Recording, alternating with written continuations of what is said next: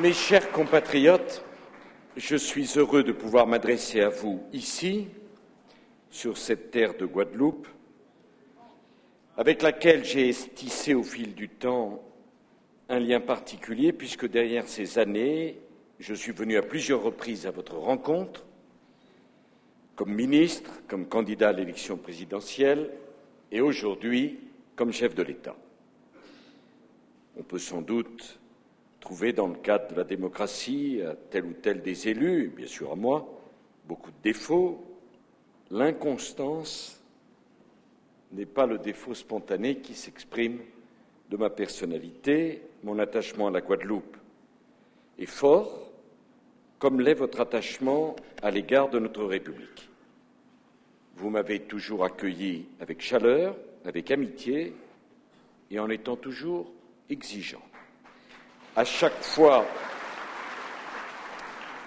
j'ai tenu à répondre à cette exigence en m'adressant à vous de manière franche et directe.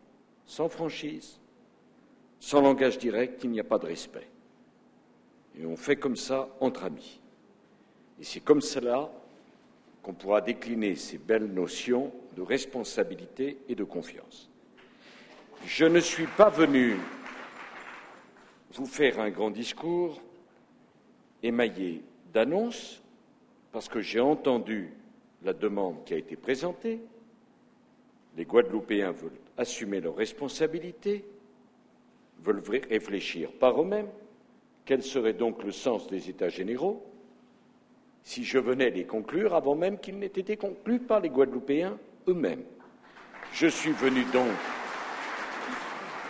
vous parler de l'essentiel, le temps des décisions viendra en octobre, le lien qui nous unit est notre République. La crise qu'a connue la Guadeloupe nous a tous interpellés, Français de Guadeloupe et de métropole, élus, partenaires sociaux, représentants de l'État. Il ne me viendrait pas une seconde à l'esprit d'en minimiser la signification et la portée. Je ne sous-estime nullement ce que vous avez pu ressentir, et je sais que certains d'entre vous ont pu éprouver un sentiment d'abandon accentué par l'effet de l'éloignement. Mais croyez-le bien, durant cette crise complexe et longue, j'ai essayé, sans omettre une seule journée, de suivre ce qui se passait ici avec la plus grande attention pour comprendre. Beaucoup des décisions qui ont été prises ont été dans le but d'assurer en priorité la sécurité des personnes et des biens. Tout n'a pas été parfait, mais nous avons évité le pire, même si je n'oublie pas qu'un homme est mort en Guadeloupe. Pendant cette crise ont été mis à jour des problèmes bien réels. La transparence des prix. Que chacun soit bien convaincu que j'irai jusqu'au bout. Je veux, moi aussi, la vérité et la transparence. La ministre aura sur sa table dans quelques jours un rapport. Je le dis au président, il n'y aura rien de dissimulé. Préoccupation sur le pouvoir d'achat, en vérité, c'est la préoccupation de l'emploi et donc de la formation. Préoccupation sur la répartition des richesses, préoccupation sur l'accès des Guadeloupéens aux responsabilités dans la haute administration et dans l'entreprise, j'y reviendrai. Je sais le sentiment d'injustice qui habite nombre de Guadeloupéens face à ces inégalités. Et ce sentiment, non seulement ne me choque pas, mais je suis prêt à le partager sur bien des points. C'est la raison pour laquelle j'ai pris l'initiative de réunir vos élus à l'Élysée et décidé d'un certain nombre de mesures d'urgence qui étaient nécessaires, mise en place du RSTA pour les plus modestes, aide à la restauration scolaire, ou encore alignement du forfait de charge de l'allocation logement. Au-delà de ces mesures d'urgence, nous avons définitivement adopté, et de façon consensuelle, la LODEOM le 13 mai dernier. Cette loi porte en elle les germes d'un développement économique endogène au bénéfice de l'emploi local et du pouvoir d'achat. La LODEOM, c'est un contrat de confiance passé avec vous. C'est une loi qui affirme la capacité des territoires d'outre-mer et donc de la Guadeloupe à générer leurs propres emplois, à créer leurs propres richesses, à prendre en charge leur destin. Je veux tourner la page d'une économie centrée exclusivement sur l'assistanat et la consommation pour proposer un modèle d'économie endogène de production. Victorin ne m'en voudra pas de dire ça. Il y aurait quand même une singulière incohérence à dresser le constat d'une situation à ce point mauvaise dans tant de secteurs et à considérer qu'il n'y a donc rien à changer à un résultat que nous connaissons sur les yeux de chacun aujourd'hui. Je suis responsable de beaucoup de choses, mais enfin, je découvre quand même une réalité qui n'est pas apparue avec mon élection. Et c'est pour ça que je suis... Victorin, c'était pas dans le discours, mais non, mais attendez, comprenez, vous savez ce que j'essaie de faire avec vos élus, j'y reviendrai. Ce que j'essaie de faire, c'est qu'on réussisse. Et ce n'est pas une question de tempérament, le changement. Mais je vois bien, pas une bonne formation pour vos jeunes, des problèmes de santé publique, des injustices, pas de transparence, la continuité territoriale qui, de fait, n'existe pas, beaucoup d'amertume. C'est quand même la conséquence, toute majorité confondue, nous comme les autres, nous pas mieux que les autres, d'un statu quo, d'un immobilisme et d'une situation où chacun venait faire des discours, exotiques, dégoulinant de bons sentiments et s'exonérant des résultats. Je ne suis pas venu faire un discours exotique, je suis venu parler à des compatriotes sur le territoire de la République française pour trouver des solutions à des problèmes extrêmement difficiles.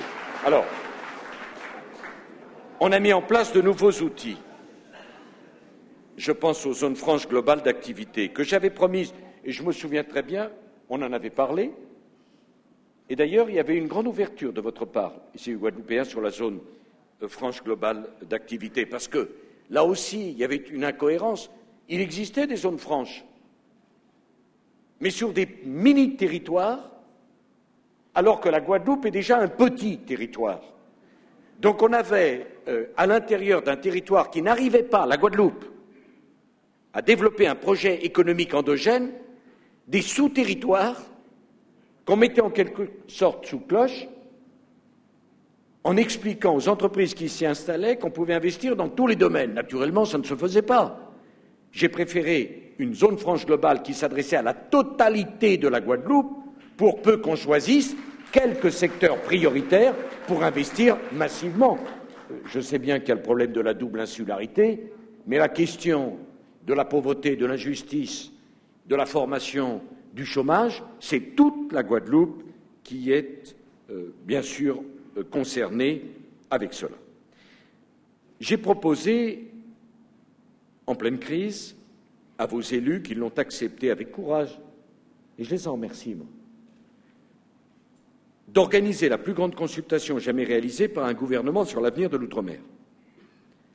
C'était pas simple, dans la situation de violence, de blocage, d'incompréhension, d'organiser ces états généraux. Et d'ailleurs, ça a été un peu poussif au début, et puis ça s'est développé par la suite. Je vous annonce une chose, c'est que je tiens tellement à ces états généraux que je proposerai, si vous êtes d'accord, que le comité d'organisation des états généraux se transforme au mois d'octobre, quand nous annoncerons les décisions, en comité de suivi des états généraux des Outre-mer. Comme cela, il sera parfaitement simple et transparent. Et moi, je ne peux pas réclamer la transparence sur la formation des prix et ne pas l'appliquer à l'action de l'État et du gouvernement de la République. Et ce comité de suivi, eh bien, il aura comme tâche de comparer les engagements qui ont été pris et leur réalisation. J'ajoute une deuxième proposition. Nous sommes prêts à dégager des moyens pour vous donner les instruments d'un suivi des prix, de l'activité économique, des indicateurs économiques et sociaux sur le territoire de la Guadeloupe, parce qu'on ne peut rien évaluer si on n'a pas les instruments qui permettent une évaluation crédible et objective. Je vous propose, Monsieur le Président du Conseil général, Monsieur le Président de la région, Mesdames et Messieurs les élus, qu'on débatte des modalités de cette organisation. Je suis convaincu d'une chose, il n'y a que le dialogue, que le travail approfondi en commun qui pourra apporter des solutions durables. Alors je vais aller un peu plus loin pour que chacun me comprenne bien. Aucune solution ne peut naître du désordre et de la violence. Aucune. Je respecte toutes les convictions. C'est la démocratie. Mais je n'accepterai pas le désordre et la violence. Aujourd'hui, les États généraux, ce sont les vôtres, ils sont bien engagés. Le point d'étape que vos rapporteurs généraux viennent de faire augure bien de la suite de vos travaux. Si vous faites émerger des propositions concrètes et audacieuses, vous pourrez compter sur moi pour les faire vivre et vous accompagner sur le chemin que vous aurez choisi d'emprunter. Je présiderai le premier Conseil interministériel de l'Outre-mer de l'histoire de la République dans le courant du mois d'octobre. Et croyez bien que nous serons au rendez-vous des décisions. En revanche, et parce qu'un large travail de consultation démocratique a été engagé en accord avec vos élus, je serai très ferme sur le respect des principes républicains en Guadeloupe. Beaucoup d'audace pour vous aider à mettre en œuvre vos projets, une complète fermeté sur les principes républicains. Alors que des accords ont été conclus, que des mesures importantes ont été prises, qu'un processus de travail collectif a été engagé, je constate que des grèves se poursuivent avec leur lot de défilés, d'occupations et d'invectives entre Guadeloupéens. Je m'interroge sur les finalités poursuivies par ceux qui entretiennent ces désordres de façon souvent artificielle. Le droit de grève, c'est un droit légitime. Il est un outil de revendication normal dans une démocratie. Mais il ne peut pas être utilisé comme instrument de propagande et de déstabilisation politique. Je vous le dis tout net, je ne suis pas prêt à accepter l'inacceptable, ni en Guadeloupe, ni sur aucun centimètre carré de la République française. Je n'accepterai donc pas, et comprenez-moi bien, le pendant de la mobilisation des crédits qu'on fera, l'audace dont on fera preuve pour vous aider sur le chemin de l'identité et de la différence doit s'accompagner d'un strict respect des valeurs républicaines. Et moi, je ne peux pas accepter que l'on menace ouvertement des responsables publics ou que l'on constitue des groupes d'intimidation violents. L'autorité de l'État sera assurée en Guadeloupe, que nul n'en doute. Je n'accepterai pas que l'on stigmatise une catégorie de citoyens en raison de leur origine. Quelle que soit cette origine, on ne répond pas à un racisme en créant les conditions d'un autre racisme. On combat tous les racismes. Je ne peux pas accepter que l'on entrave le fonctionnement démocratique de nos institutions en empêchant des élus locaux de se réunir ou en contestant à un tribunal le droit de délibérer librement. La démocratie, c'est notre bien le plus cher. Certains de nos compatriotes, aux Antilles, je leur ai rendu hommage hier, sont morts pour la défendre. Leurs successeurs se sont battus pour la faire vivre. Les Guadeloupéens ont versé leur sang pour défendre la démocratie et la liberté qui sont indissociables. La cérémonie d'hommage aux dissidents antillais que j'ai présidée hier nous l'a rappelé avec force. Rien ne peut se substituer à la légitimité démocratique. Ce mécanisme qui garantit que chacun, dans le secret de l'isoloir, peut s'exprimer librement, sans subir de pression.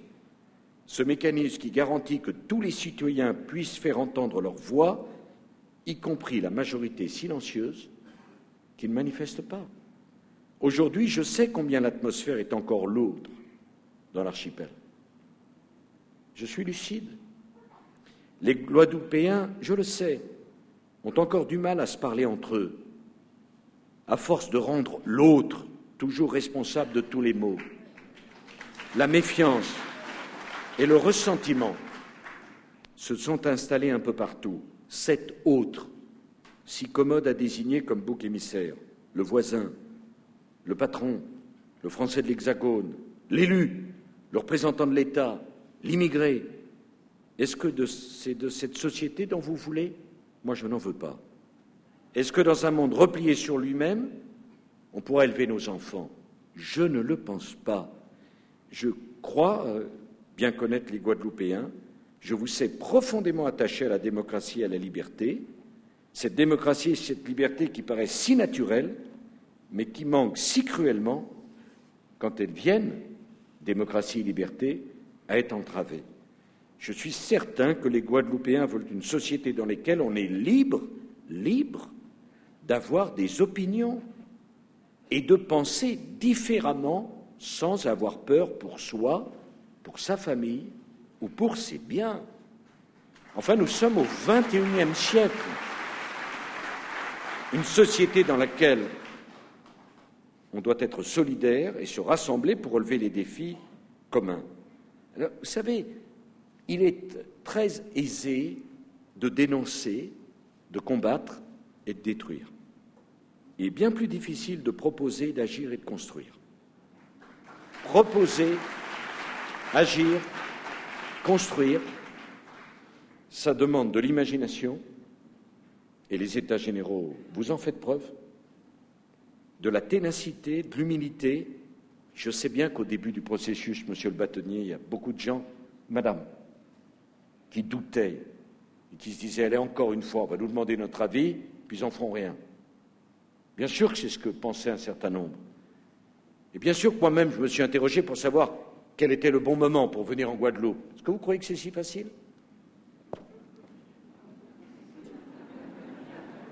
D'ailleurs, vous-même, dans votre propre famille, dans vos propres activités professionnelles, c'est si facile, toujours savoir le bon moment où la personne en face est prête à entendre, à dialoguer, à comprendre. Je voulais venir. Je suis là. Parce que je sais qu'on ne peut pas se permettre d'échouer. Et croyez bien, faites confiance à ma lucidité. Je sais parfaitement que si on n'apporte pas des réponses concrètes, alors la Guadeloupe, les Antilles connaîtront de nouveaux soubresauts, et cette fois-ci, ça sera encore plus grave. Je le sais parfaitement. Mais je veux qu'on arrive à apporter des résultats et des solutions par le dialogue, par la démocratie et par les valeurs de la République. Personne ne me forcera la main sur ce point. La violence, la Guadeloupe mérite mieux que cela. Et d'ailleurs, comment dire qu'on aime la Guadeloupe et qu'on refuse d'en parler? Comment justifier qu'on a tellement de convictions qu'on n'est pas prêt à les confronter avec les autres Guadeloupéens? Quel étrange raisonnement! Mais si certains ont des idées tellement extraordinaires qu'ils ne nous les amènent pour que nous puissions en discuter et voir leur faisabilité. Si quelqu'un a des choses à dire, qu'il vienne les dire. Chacun est invité. Et je le dis d'autant plus que, je le dis à vos élus, notamment à Victorin, je ne ramène pas les événements de février qu'à du négatif. Parce que ça nous met tous en situation d'être obligés d'apporter une réponse. Donc vous voyez, je ne suis pas du tout venu tenir un discours binaire en disant il y a le bien, le mal, le noir et le blanc, ce qui est positif et ce qui est négatif. Je pense que dans cette crise, il peut y avoir du positif, en obligeant chacun à faire un pas vers l'autre, et notamment l'État. Mais franchement, maintenant, il est temps de regarder plus loin et de bâtir. Alors, vous avez beaucoup réfléchi à ce que doit être la Guadeloupe dans 20 ans. Il est temps de rassembler les idées et les projets de chacun sans aucune exclusive. Je dis bien sans exclusive. Je souhaite tendre la main à tous ceux qui se sont mobilisés durant le long mouvement social, y compris bien sûr les syndicats. Vos idées, vos projets sont les bienvenus. Il y a un processus. Allez, participez à ce processus. On tiendra compte de tout ce qui aura été dit et proposé. Alors nous sommes aujourd'hui à la croisée des chemins. Ou bien la Guadeloupe se referme sur elle-même, elle s'enlisera dans une crise économique et sociale ravageuse. Ou bien nous arrivons tous ensemble à sortir de cette crise en bâtissant rien d'autre qu'un nouveau projet de société. Alors, seuls les Guadeloupéens peuvent en définir les contours. Cet archipel a toujours été une terre d'accueil et de métissage. Personne n'a le droit de rejeter une partie de nos concitoyens, indiens, syro-libanais, noirs, asiatiques, békés, métropolitains. Vous êtes tous français, vous êtes tous guadeloupéens, et la Guadeloupe ne peut pas faire l'économie de tel ou tel de ses enfants. On a besoin de l'intelligence de tout le monde. C'est l'histoire qui vous a réunis. Vous avez contribué tous à façonner ce territoire. Vous avez partagé des valeurs fondamentales. Par pitié, ne laissez personne vous diviser, ne laissez personne vous dresser les uns contre les autres, car la première victime de cette situation, ça sera la Guadeloupe. Voilà une vérité que je voulais vous faire partager. Que ceux qui ont un projet alternatif de société pour la Guadeloupe l'exposent, qu'ils se présentent devant les électeurs guadeloupéens, qui feront alors leur choix librement. Il n'y a pas de source de légitimité dans une démocratie, il n'y en a qu'une, celle de l'élection. Nos institutions, vos institutions permettent le débat et permettent de faire des choix démocratiques. Je vous le dis clairement, et j'ai beaucoup apprécié ce que tu viens de dire, le discours qui agite le fantasme de l'oppression coloniale n'est plus crédible en 2009. C'est un élément de l'histoire de l'île. On ne peut pas construire tout le projet politique pour l'avenir sur cette seule question. Ça ne veut pas dire que je nie les souffrances passées et les erreurs qui ont été commises. Je dis simplement que je suis le président de la République d'aujourd'hui. J'ai donc en charge de préparer l'avenir de tous les Français, sans distinction de couleur, d'origine ou de confession. L'État a changé. Il est faux de prétendre qu'il est un monstre froid, un rouleau compresseur des identités locales.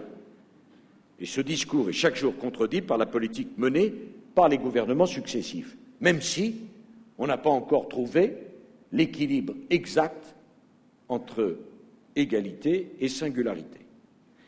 Pour ma part, j'ai toujours eu l'intime conviction que les collectivités d'outre-mer ne pouvaient pas être gérées comme celles de métropole.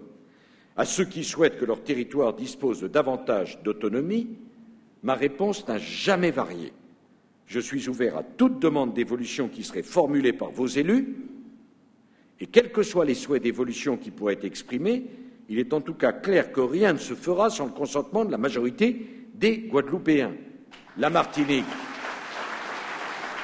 m'a proposé un schéma, je l'ai accepté, mais il n'est écrit nulle part que la Guadeloupe et la Martinique doivent fournir la même réponse au même moment.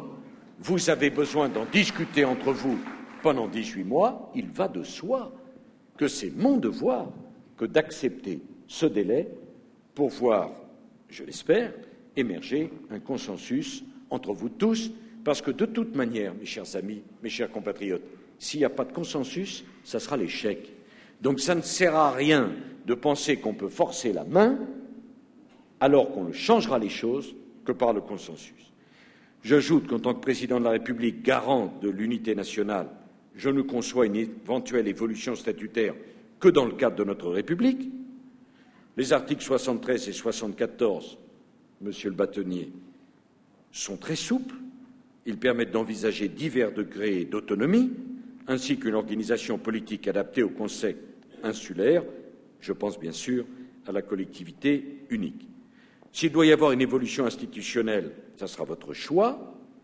Et dans mon esprit, d'ailleurs, évolution institutionnelle, collectivité unique, c'est pour aller plus loin sur la dévolution du pouvoir législatif. La Guadeloupe, Victorin Lurel l'a rappelé, a fait le choix de la dévolution dans 2 secteurs.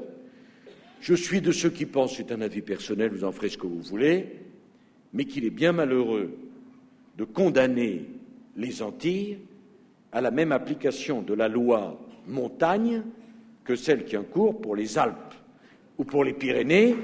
J'observe que ce n'est pas tout à fait la même situation. Ici, je pourrais dire la même chose pour la loi sur l'eau, je pourrais dire la même chose pour la loi littorale, cher Lucette. Donc, je vous le dis, je livre ça au débat, prenez le temps d'en parler, mais il y a une chose que je dois vous dire avec franchise, c'est que la question de l'indépendance n'est pas à l'ordre du jour, et elle ne sera jamais tant que je serai président de la République. La Guadeloupe est française, elle le restera. Et donc, je n'accepterai pas non plus, et je le dis aux élus, qu'on agite des épouvantails pour empêcher la réflexion. Ce sont des sujets suffisamment complexes, difficiles.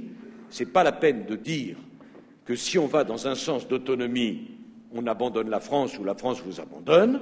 Je ferme totalement la porte sur cette question d'indépendance parce que, je le dis, la France sans la Guadeloupe ne serait pas la même France. Je ne l'accepterai pas. Et par ailleurs, il est parfaitement faux d'expliquer que si on fait le choix du 73 ou du 74, on n'aurait plus le droit au crédit européen. L'Europe n'a rien à voir dans ce débat-là. Chaque pays peut s'organiser administrativement comme il le souhaite, sans naturellement sortir de la limite juridique, géographique de l'Europe. Comprenez-moi bien. D'abord, je vous parle de ça, ce n'est pas du tout dans le discours, mais je vous parle de ça parce que ça me passionne et parce que je fais droit à la demande de délai, mais au moins que ça soit pour un débat intéressant, crédible. Si c'est pour encore des fantasmes et si c'est pour que d'un côté comme de l'autre, on agite des idées qui n'en sont pas, ce n'est pas la peine. Donnons-nous du temps pour parler calmement, sereinement, d'un vrai sujet. Quel est le degré d'autonomie que souhaite la Guadeloupe? Quelle organisation administrative? Quel pouvoir législatif pour la Guadeloupe pour qu'on soit plus efficace? Mais n'agitons pas d'un côté ni l'indépendance, ni le largage, ni la sortie de l'Europe. Ça n'a, je vous le dis, aucun sens. J'ajoute que je souhaite que l'État se réorganise dans nos outre-mer. Je suis convaincu que la crise n'a pas exprimé un rejet de l'État, parce que je crois qu'une large majorité des Français d'outre-mer demandent davantage d'État afin de mieux garantir l'intérêt général.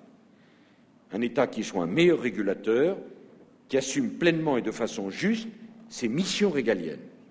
Je pense qu'un accroissement de l'autonomie et de la capacité d'initiative des collectivités d'outre-mer est complémentaire à un renforcement du rôle de l'État localement. Enfin, quel sens alors est-il de donner davantage de responsabilités aux Guadeloupéens si on ne donnait pas davantage de souplesse et de responsabilité aux représentants de l'État en Guadeloupe? Ça n'aurait aucun sens.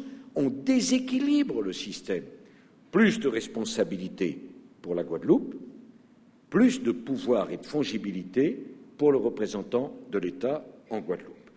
Et je suis convaincu qu'on peut imaginer un État déconcentré qui soit davantage à l'image de la population locale. Alors, je veux également dire sur l'affaire des emplois de direction dans la fonction publique que vraiment il faut que la France accepte d'être plus ouverte. On est bien content de trouver des Guadeloupéens et des Guadeloupéennes pour être gardiens de la paix, agents de catégorie C ou agents d'exécution dans nos préfectures ou dans nos grands corps de la fonction publique. Et comme par hasard, dès qu'il s'agit d'un poste de directeur, d'un poste de préfet, d'un poste de ministre, y compris d'outre-mer, on dira attention, ne nommons pas d'Antillais, ils vont être trop sensibles au climat local. Ce raisonnement est absurde, car être sensible au climat local, après tout, pourquoi pas, mais en tout cas, ne rien connaître à un territoire n'est pas non plus une garantie absolue de compétence générale et omnisciente. Et d'ailleurs, quand j'ai eu à choisir un ministre pour l'outre-mer, je me suis dit, dans le fond, je veux faire droit à la demande des Antillais d'exercer davantage de responsabilités dans l'appareil de l'État, des postes de direction.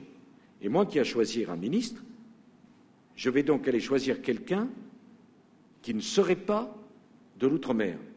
Alors, quelle est ma crédibilité si je fais le contraire de ce que je demande aux autres?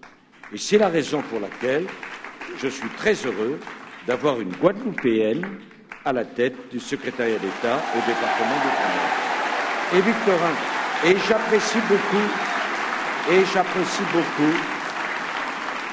j'apprécie beaucoup que les élus, y compris ceux qui n'ont pas des opinions politiques, en tout cas sur tous les sujets, et en tout cas, et la force et le courage de dire c'est bien pour la Guadeloupe et pour l'outre-mer d'avoir une jeune femme de l'outre-mer qui le fait. Je trouve que quand on sait se hisser à ce niveau-là, on est à la hauteur de ses responsabilités.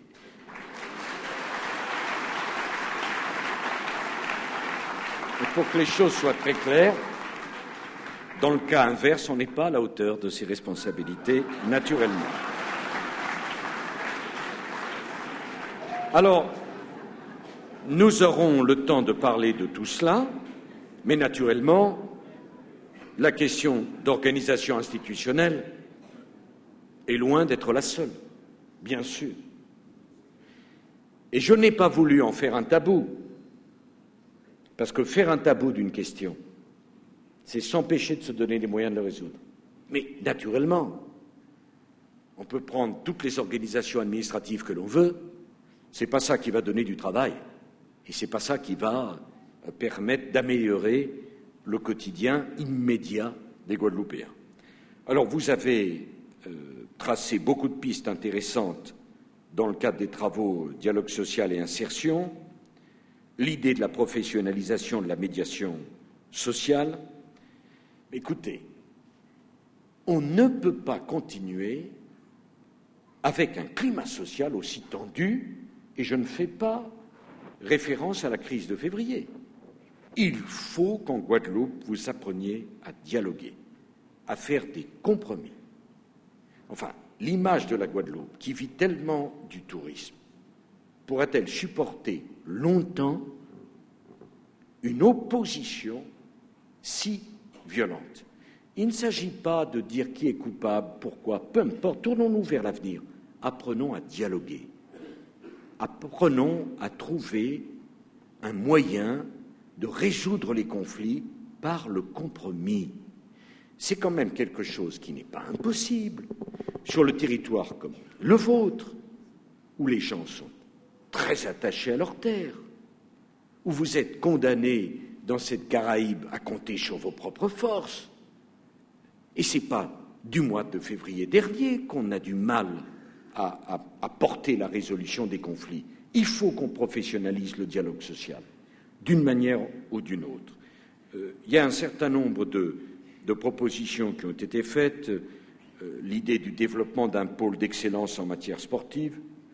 Nous sommes dans le complexe Laura Flessel, que je salue d'ailleurs, et qui contribue tellement à l'image de la Guadeloupe. Mais l'idée que vous déterminiez des pôles d'excellence, l'État vous aidera. L'État vous aidera. L'idée que vous ayez besoin de l'État pour faire des équipements structurants, plateformes logistiques, ports en eau profonde, équipements, j'ai noté, monsieur le professeur, une grande salle de façon à enrichir la vie culturelle, la vie sportive, bref, à créer des événements. Nous sommes prêts à vous aider. Je ne pose qu'une seule condition, c'est que ce soit au service d'un projet, que ce ne soit pas simplement des grands équipements qu'on pose là, sans réfléchir à ce qu'ils vont le devenir, qui va les faire tourner, simplement pour qu'un jour on vienne l'inaugurer et demain c'est à nous. Comprenez-moi bien, je le dis, je n'ai aucune raison de suspecter ça, mais je le dis très franchement, on sera d'autant plus enthousiaste à participer au financement de vos grands projets qu'on sentira derrière un investissement de toute la société guadeloupéenne, un projet, une envie de le faire vivre. Vous demandez la pérennité de l'engagement de l'État, vous avez raison. Et nous demandons la pérennité de l'engagement des Guadeloupéens dans le fonctionnement de la société guadeloupéenne. Je pense que c'est un système gagnant. Alors, il faut sans doute passer à la vitesse supérieure s'agissant du développement économique endogène.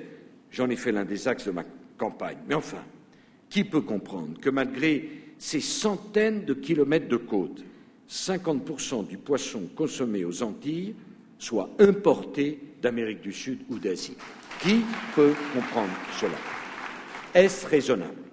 Qui peut comprendre que les Antilles ne produisent que 24% de leur consommation de fruits? Tout ceci n'a pas de sens. Il faut penser autrement le développement économique de l'archipel.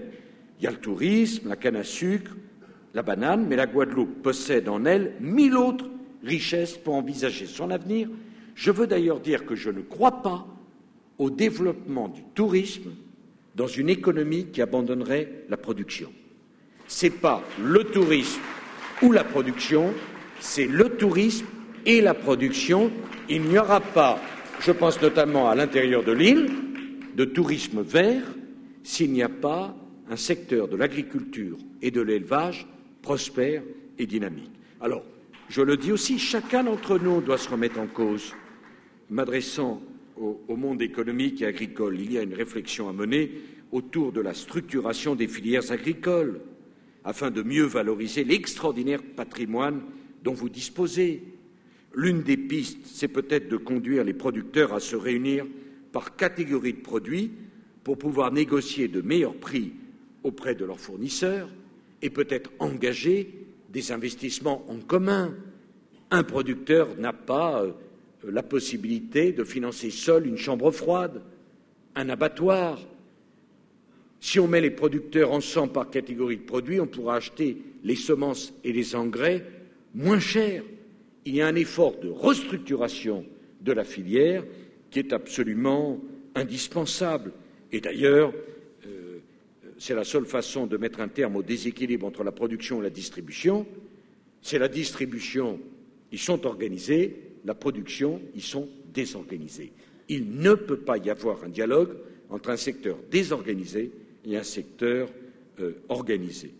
Il faut que les industriels de la Guadeloupe considèrent également leur marché comme un marché antillais de 800 000 clients potentiels. Alors je sais qu'il y a des problèmes juridiques avec l'Europe, nous sommes là pour vous aider à les résoudre. Trop d'initiatives sont freinées parce que les coûts de lancement et de commercialisation d'un nouveau produit sont trop élevés pour un marché étroit de 400 000 habitants. Je crois également qu'il convient que nous réfléchissions avec votre univers régional. Je pense à la Caraïbe, je demande l'organisation d'un sommet de la Caraïbe pour discuter avec vos voisins. Mais moi, je voudrais qu'on discute sur la base de la réciprocité. Ils veulent des visas, pourquoi pas? Ils veulent des places dans l'université, pourquoi pas? Mais nous, nous voulons que les barrières tarifaires pour nos industriels et nos commerçants des Antilles, elles tombent. C'est gagnant-gagnant. Nous sommes prêts à nous ouvrir, mais il faut qu'ils s'ouvrent. Et dans ce cas-là, mes chers amis, nous sommes prêts à vous aider. Et j'ajoute que sur l'affaire des visas, on pourrait donner beaucoup davantage de pouvoir aux représentants de l'État. Il n'a pas besoin, lui non plus, d'avoir à négocier avec l'administration du Quai d'Orsay pour voir comment on gère et pour savoir si une délégation venant des États-Unis a besoin ou pas d'avoir un visa pour pouvoir dormir à la Guadeloupe, résider à la Guadeloupe et pas simplement faire une tournée de la pêche au gros sans mettre le pied sur l'archipel parce qu'on a un problème de visa. C'est absolument ridicule et c'est destructeur pour l'économie de la Guadeloupe. Alors, je suis prêt d'ailleurs à voir si on ne peut pas nommer un commissaire au développement endogène des Antilles qui serait chargé de lever tous les blocages en la matière pour faire émerger un grand marché antillais. Alors, vous avez parlé des ressources naturelles, mais le potentiel géothermique de la Guadeloupe se monte, tous les experts le disent, de 200 à 300 mégawatts par an. 200 à 300 mégawatts par an, c'est l'équivalent de votre consommation actuelle en électricité. Savez-vous combien vous produisez aujourd'hui? 15 mégawatts, grâce aux centrales géothermiques de Bouillante, alors que les centrales au diesel produisent 150 mégawatts d'une énergie à la fois plus polluante et plus chère. Voilà un secteur où nous allons vous aider à investir massivement et qui permettra de renforcer l'indépendance énergétique des Antilles, puisque le problème est exactement le même en Martinique. Il existe aussi une espèce de canne plus riche en fibres que la canne à sucre et qui dispose d'un rendement énergétique 10 fois supérieur à la bagasse. Pourquoi ne pas développer sa culture, notamment sur les sols qui ont reçu du chlordécone? Là encore, c'est à vous de nous dire, c'est à vous de faire le choix. Mais nous vous aiderons et au mois d'octobre, le gouvernement prendra des décisions en la matière. Et je le dis aux élus, on prendra des vraies décisions qui nous engageront. Et les Guadeloupéens seront pris en témoin de la réalité de cet effort. Enfin, je voudrais dire un mot sur la question de la formation des jeunes. Je viens de visiter le régiment du service militaire adapté. Des gens qui font un travail absolument remarquable. Écoutez, l'armée française, c'est quand même l'honneur de notre nation. Ils prennent des jeunes, à l'heure actuelle 450 à 500 par an. Ils se sont fixés un quota, un bon quota, ne pas prendre plus de 15% de vos jeunes qui ont des diplômes. Et vous savez à quel niveau ils mettent le diplôme? Au CAP. Ça veut dire que 85% de ceux qui prennent n'ont même pas un CAP. Et 15% de ceux qui prennent ont un CEP.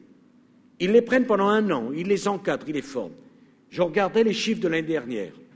86% des jeunes qui ont fait 86% des jeunes qui ont fait le service militaire adapté sont insérés aujourd'hui dans la vie professionnelle. J'ai décidé de doubler le nombre de jeunes guadeloupéens qui seront encadrés dans le cadre du service militaire adapté. On va en prendre 1000 chaque année. Et je dis à Marie-Luce que s'il faut faire davantage, on fera davantage. L'argent investi pour la formation des jeunes, surtout dans ces conditions-là, c'est un argent qui nous rapportera beaucoup et ça vaut bien moins cher de payer pour la formation de jeunes qui n'ont pas eu de chance, une seule chance depuis qu'ils sont nés, plutôt que de payer à coup de RMI, d'assistanat et d'allocation. Voilà le changement que je réclame dans cette politique. Alors, je le dis aussi, il y a toute la question de l'Université des Antilles-Guyane. J'ai entendu ce que vous m'avez dit sur la formation médicale. On est prêt à vous aider. Quel est le problème là-dedans? Créons un institut des métiers de la santé. On a besoin d'infirmières. On en manque cruellement. Faisons cette université de médecine. Pourquoi pas? Mais alors qu'elle rayonne sur l'ensemble de la région. Devenons un point de référence pour la formation des médecins dans toute la Caraïbe et plus loin s'il le faut. Nous en avons parlé, Monsieur le Président, ce matin encore. Vous le comprenez, mais là encore, je poserai des conditions aux États de la Caraïbe. Vous voulez nous envoyer des étudiants? Tant mieux. Mais qu'est-ce que vous êtes prêts à faire pour nos chefs d'entreprise, pour les produits que nous fabriquons en Guadeloupe et pour l'accueil de nos chefs d'entreprise et de nos commerçants? Donc, sur l'Université Antilles-Guyane, on sera là aussi au rendez-vous. J'ajoute, et je veux rendre un hommage particulier au responsable d'HEC qui est dans ma délégation, qui a bien voulu m'accompagner, parce que je souhaite qu'HEC puisse, avec votre université Antilles-Guyane, former les cadres de haut niveau à la gestion d'entreprise et au management ici en Guadeloupe. HEC est un exemple de réussite en métropole. Ce n'est pas que l'université passe une convention avec HEC, ses professeurs, qu'on ait un échange, parce que c'est bien beau de réclamer les postes, mais encore faut-il qu'on ait la formation pour pouvoir accéder à ces postes de responsabilité. J'ajoute un dernier point en m'excusant d'être trop long, je n'ai terminé, mais ça me tient très à cœur. Je ne veux plus que les Guadeloupéens soient obligés de traverser l'Atlantique pour aller passer le moindre concours aux frais de leur famille. Et est-ce que c'est trop demandé que les écrits soient organisés sur le sol de la Guadeloupe? Et s'il y a des euros à faire passer, est-ce qu'il ne serait pas plus simple de faire déplacer un examinateur plutôt que de faire passer des dizaines, voire des centaines d'étudiants?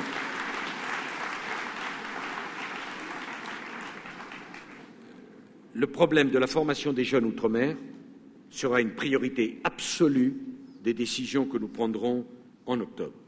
Alors, mesdames et messieurs, j'en aurais terminé en vous parlant vraiment du fond de mon cœur. Vraiment, j'avais envie d'annoncer un certain nombre de décisions dès aujourd'hui. J'ai dû faire un effort sur moi-même. Non, parce que le climat de défiance qui s'est accumulé toutes ces années et ces décennies fait qu'il faut laisser à la Guadeloupe, à la Martinique, aux Antilles, le temps du débat. Je pense que c'est raisonnable. Et qu'au fond, personne n'aurait compris un débat coincé de quelques semaines juste parce qu'il fallait terminer avant l'été. Et c'est la raison pour laquelle je ne vais pas plus loin dès aujourd'hui. Début octobre, nous prendrons les décisions.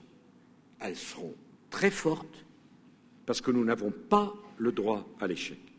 Je vous demande, d'ici là, de vous engager dans les États généraux. Qui que vous soyez, quelles que soient vos opinions, vos engagements, vos origines, donnez vos idées. Participez à la construction, au fond de cette nouvelle France que nous sommes en train de bâtir ensemble. Abandonnons nos préjugés, nos méfiances. Il ne peut rien sortir de bon de tout cela. Imposons la culture du dialogue, de l'écoute, du compromis. Et vous ne serez pas déçus par la réponse de l'État. Je le dis à toutes les familles politiques, sociales, économiques, ethniques de la Guadeloupe.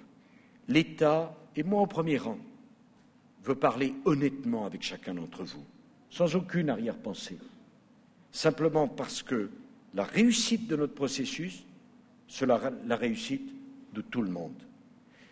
J'ai bien conscience que parfois ici vous vous sentez mal aimé par la métropole et que la métropole parfois ne comprend pas ce qui se passe ici. L'État doit faire un pont entre la métropole et les Antilles pour faire comprendre que la France a changé, mais les Antilles aussi ont changé.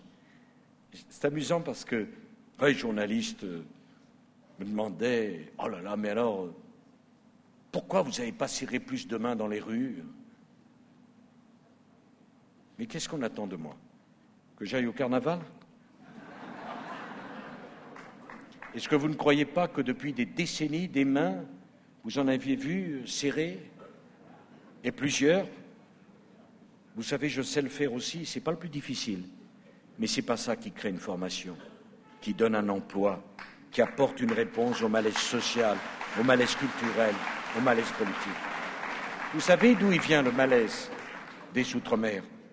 Il vient du fait que bien souvent, les responsables politiques de métropole, quand ils venaient aux Antilles, on venait se prendre un petit coup d'exotisme, en ignorant que vous regardez les mêmes actualités télévisées, que vous avez les mêmes aspirations que vos enfants qu'en métropole, que vous avez les mêmes idées, la même ouverture sur le monde, et que partant, venant ici, je viens de la République française. Il m'a dit aussi, mais alors, oulala, mais il faut rester plus longtemps. Oui, bien sûr, je voyais quelques avantages à rester samedi et dimanche en Guadeloupe. Mais est-ce que c'est ce qu'on attend de moi?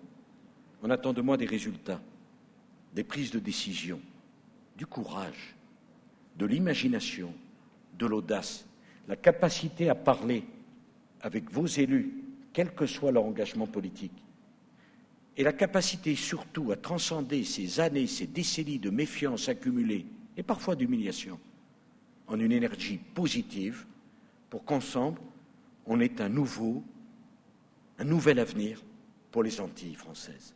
C'est ça le but.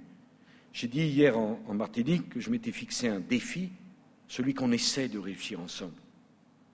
Et je sais parfaitement que ce que disait Césaire sur l'universalisme et sur l'identité, c'est toujours d'actualité. Construire un modèle qui nous inscrive dans l'universel sans brimer les identités. C'est très exactement la question qui nous est posée. Et pour moi, ce voyage, je veux que vous le compreniez, est très émouvant. Ce n'est pas simplement une question de politique. Et c'est très émouvant de venir en Martinique et en Guadeloupe, après tous ces événements, et de voir des femmes et des hommes prêts à croire à nouveau en l'avenir. Et c'est ça la richesse de la Guadeloupe comme de la Martinique. À ceux qui pensaient que ça se passerait mal, qu'il y aurait des violences, qu'il y aurait des incompréhensions, je leur dis, vous ne connaissez pas les Antilles françaises, parce qu'ils aiment la République, ils veulent un avenir, et ils ont conscience que trop de temps a été perdu, qu'il faut se mettre au travail maintenant, tout de suite. Croyez bien, moi je serai au rendez-vous.